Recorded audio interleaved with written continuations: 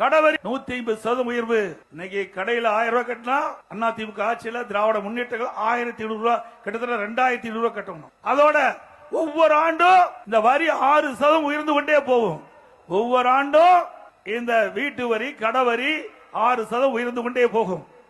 அது மட்டும் இல்ல, மின் கட்டணம் கிட்டத்தட்ட 57% உயர்ந்து விட்டது இந்த ஆட்சியில.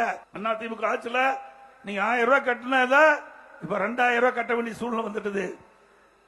இப்படி குடிநீர் வரி உயர்வு, குப்பைக்கு வரி உயர்வு, இப்படி வரி மேல் வரி போட்டு மக்களை வாட்டி வதைக்கின்ற அரசாங்கம் அதிலிருந்து மக்களை காப்பாற்ற வேண்டும்.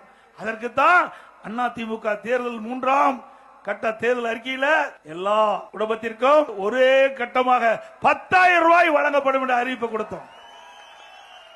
அந்த நிதி சுமையை குறைப்பதற்காக உதவித்தொகையை அறிவிச்சோம். ஸ்டாலினால பொறுக்க முடியல, பதறாரு, வாயில வடை சுடுறாரு. நீங்க தான் வாயில வடை சுடுற. 5 வருஷமா வடை சுட்டு மக்களுக்கு உங்களுடைய ஆட்சியில் சலிப்பு ஏற்பட்டு விட்டது.